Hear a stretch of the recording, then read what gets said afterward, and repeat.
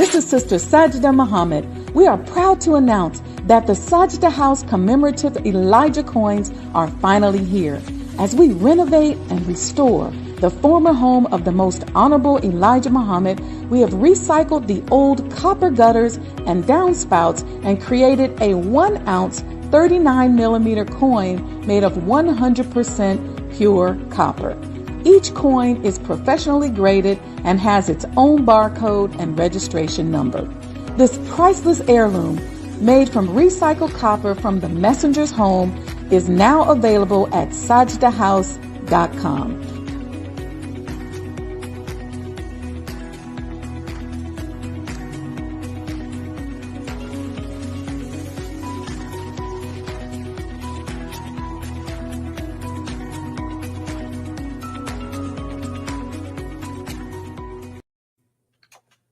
Welcome.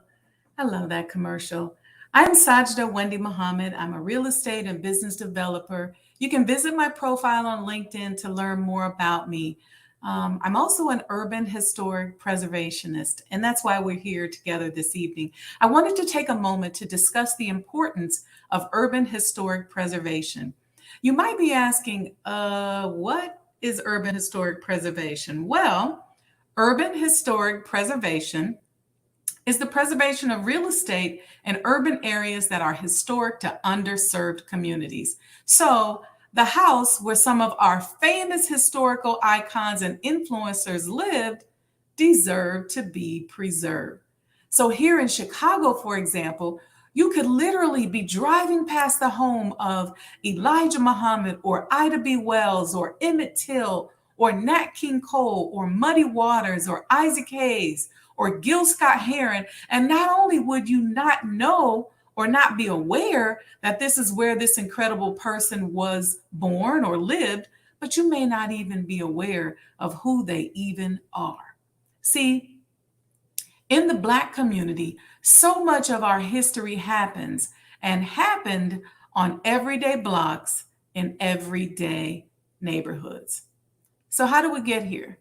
Well, from 1910 to 1970, over 1.5 million Black people migrated from the South to northern cities like New York, Philadelphia, Chicago, St. Louis, Cleveland, and Detroit.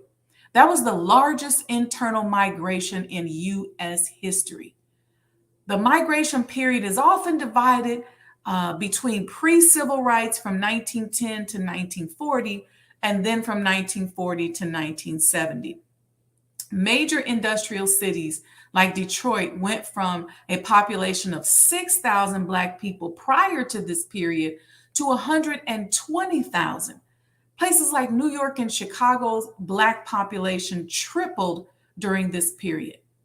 Black people were responding to unfair labor practices and economic inequality, which were financial systems designed to maintain the South's advantage given to them by the free or low-cost labor. It really was an attempt to continue some form of slavery. So those systems like sharecropping, tenant farming, the crop lien system, along with the hate crimes, racial terrorism, and unfair imprisonment were the primary systemic causes of this migration.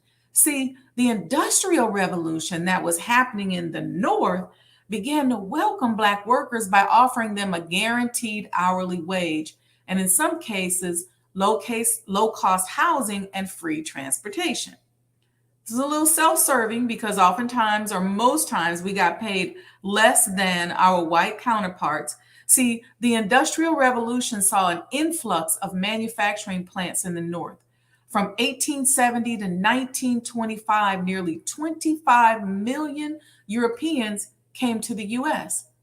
The anti-immigration sentiment, though, caused Congress to reduce the flow of immigrants in the U.S. to the U.S., leaving the major cities in need of low-cost labor to work in their plants. So the companies even used labor agents who received a fee for recruiting Black people to the North. Industries like the meatpacking industry, for example, were among the first to offer Black people a guaranteed hourly wage. In the South, The average Black employee was making 75 cents to $1 per day, whereas in the North, they could earn more, $3 to $4 per day. And these labor agents, along with the climate, made it much more appetizing to work for a big company than to own your own business. That's a whole nother talk, especially with the racial terrorism that had plagued many Black communities and towns like Black Wall Street in Oklahoma that we all know about. The fact of the matter is that this terrorism impacted Black communities around the US. So these refugees came to the North to escape mistreatment in droves. But restrictive mortgage and rent covenants prevented us from moving into certain neighborhoods and forced us into crowded, red-lined areas of these major cities. So it developed these Black communities within a city, like Bronzeville in Chicago or Harlem in New York. The housing developments could not keep up with the number of migrants, causing a massive housing shortage. In many cases, we developed cities within cities, and there was an explosion of Black culture. This Black Renaissance, man, created so many cultural icons in music, literature, art, and just about any business industry that exists today. These inventors and pioneers became cultural icons whose influence laid the foundations for the basis of modern day American culture. So what happened to all this rich culture? Well, gentrification is what happened. Gentrification is the process of changing the character of a neighborhood through the influx of more affluent residents and businesses. All right, so let's see what Wikipedia says about gentrification in Chicago. The gentrification of Chicago is a process that has altered the demographic composition of some neighborhoods in Chicago, especially or usually by decreasing the percentage of low-income minority residents and increasing the percentage of typically white, higher-income residents. Gentrification has been an issue between the residents of minority neighborhoods in Chicago who believe the influx of new residents destabilizes their communities and the gentrifiers who see it as a process that economically improves a neighborhood. Researchers have debated the significance of its effects on the neighborhoods and whether or not it leads to the displacement of residents. There are some researchers who claim that the loss of affordable housing mainly impacts the poorer minority residents and causes them to have to move out of their neighborhoods, which destabilizes their cultural communities. However, critics also say that since gentrification often excludes highly Black neighborhoods, those residents are prevented from benefiting from any of the positive effects, such as redevelopment and neighborhood investment. Factors associated with and used to measure gentrification in Chicago are changes in the number of residents with bachelor's degrees, median household income, racial composition, visual observations, and the presence of coffee shops, for example. Historically, the emergence of urban Black and Latino neighborhoods in Chicago during the 1950s through the 1970s were made possible because of the waves of white residents moving out into more suburban neighborhoods. There have been phases of gentrification in Chicago of various neighborhoods, some of which were in 1990s and in 2007 to 2009.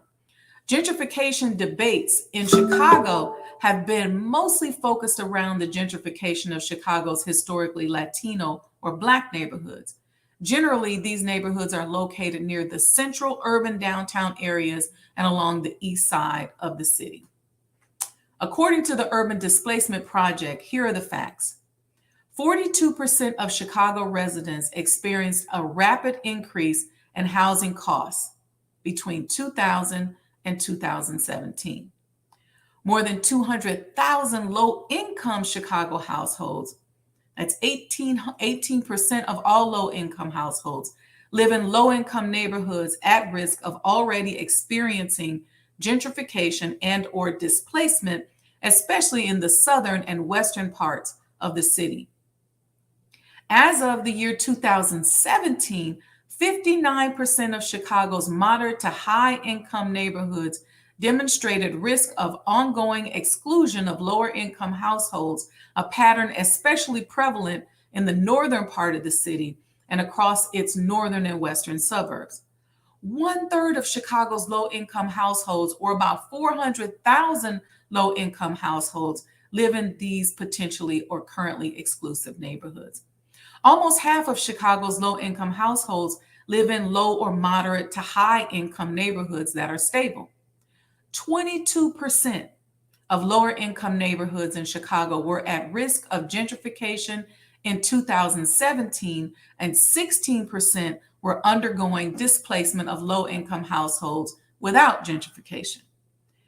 Of the 21% of all Chicago neighborhoods that lost low income households between 2000 and 2017, 62% were moderate to high income neighborhoods, indicating a need to more carefully examine displacement in exclusive areas. So with all of this displacement, what happened to our culture? Well, our culture didn't get displaced. In many cases, it got erased. Once the houses were torn down or other people moved in who had no idea of how important these pieces of real estate are to American culture, then the culture itself got lost. A neighborhood can be thought of as an attachment object outside of the family of origin that can be used as a secure base to explore the world and develop a sense of self. See, according to June Lynn Arlo in her thesis, she states that cultural change from rapid gentrification can represent the loss of the neighborhood as an attachment object, which is similar to the cultural dislocation experienced by immigrants who relocate to a new country or indigenous peoples who experience colonization by an occupying force. Culture is a system of meaning making that ties individuals to a collective. Culture can give individuals a shared structure for thinking about the world and form the basis for interaction, relatedness, and cultural recognition. When people find themselves in a new culture, their sense of self is reflected back to them in ways that are often unrecognizable, confusing, and alienating. This is why preserving our culture through the preservation of real estate that is important to underserved communities is so important. It serves as a reminder and shows respect to a mighty culture. It helps to maintain the truth of a culture and allows the people to control and monetize their own culture. Learning history from the perspective of people that look like us helps us connect with history in a more personal way. It gives us pride and inspires us. It also gives us a greater appreciation for the sacrifices made by our ancestors in their fight for the civil rights that we enjoy today. Knowing the past opens the door to the future. This history is American history. It is, in fact, world history. You can tell a great deal about a country and a people by what they deem important enough to remember, to create moments for, what they put in their museum, and what they celebrate. You see, museums, archives, and libraries not only preserve culture, they legitimize it. Therefore, it is incumbent upon us as Black people to work with cultural institutions to preserve our family, photography, documents, and objects. And while Black people have few traditions of giving materials to museums, it is crucial that more of the Black past make it into American cultural repositories. And by preserving these important pieces of real estate, we can create our own cultural repositories. Carter G. Woodson said, "There is no more powerful force than a people steeped in their history, and there is no higher cause than honoring our struggle and ancestors by remembering. And there is more to us as a people than what is seen in the media, movies, news, through the portrayal of stereotypes and negative images, Black people here in America are beautiful trendsetters, influencers, inventors, and icons whose culture impacts the entire world. I would go on to add that when you travel around the world, you see our culture everywhere. You see people either wanting to be like us or mimicking our culture or just accepting our culture as part of their everyday activities. That's how important our culture is, and that's how powerfully strong our culture is. I'm an urban historic preservationist and one of the founding members of the Coalition of Black House Museums headquartered here in Chicago. I am the proud owner of the Honorable Elijah Muhammad House, also known as Sajdah House, which is now listed on the National Historic Registry. We're located in Chicago in the historic Kenwood District at 4847 South Woodlawn Avenue. This house is the single most important piece of property in modern day Black history. Why do I say that? Because more iconic Black leaders from 1952 to 1972 have met and dined in that property. From the great Reverend Dr. Martin Luther King Jr., Mrs. Coretta Scott King, Malcolm X, Mrs. Betty Shabazz, Muhammad Ali, Senator Adam Clayton Powell, Kwame Ture, Wilma Rudolph, Minister Louis Farrakhan, Dick Gregory, James Baldwin, and that is the short list. See, through a place-based educational process, we hope to offer you an experience, an opportunity to gain a deeper understanding of the great work that was done in that house, including the creation of an incredible economic blueprint that is an example for those of us in our community today.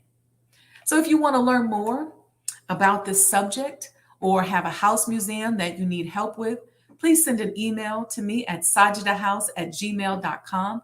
I'll spell that for you. It's SAJDAHHOUSE@gmail.com. We can certainly offer support through the Coalition of Black House Museums, or for more specific consulting through my real estate and business development firm for speaking on this topic. If you just want me to come and talk about it, send me an email at sajdahhouse@gmail.com. Send an email to sajdahhouse@gmail.com. I'll spell it again, SAJDAHHOUSE. To support the renovation and restoration of the former home of the Most Honorable Elijah Muhammad, visit us online at sajdahhouse.com. That's SAJDAHHOUSE.com. We have these beautiful commemorative Elijah coins. And guess what? We took the copper off the building. So we took 120-year-old copper. We melted it at 1,983 degrees, created a mold, and made these beautiful commemorative coins. So we have graded coins and we have coin pendants. And we're going to be doing some incredible things with the registration number that's on the back of the graded coin. So you want to make sure you get one of these limited edition coins. If you want to find out more about sponsorship opportunities and program opportunities, again, send me an email at sajdahhouse@gmail.com. So if you want me to come speak, if you need consulting, you want to learn more, send an email and make sure you visit us and get your commemorative coin or become a sponsor. We must focus on preserving real estate that is important to our underserved communities. This is so critical. I thank you all for watching. I thank you all for taking the time to listen and learn more about urban historic preservation. And I'm hoping that this can become a new trend in real estate among Black and Latino people so that we can again begin, as I mentioned again, begin to monetize and control and let you know a little bit more about our beautiful and rich history. Thank you for watching. This is Sister Sajdah Muhammad. We are proud to announce that the Sajdah House commemorative Elijah coins are finally here.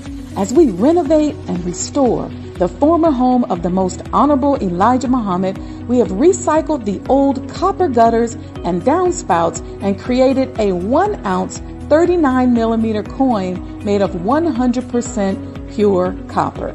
Each coin is professionally graded and has its own barcode and registration number. This priceless heirloom, made from recycled copper from the messenger's home, is now available at sajdahhouse.com.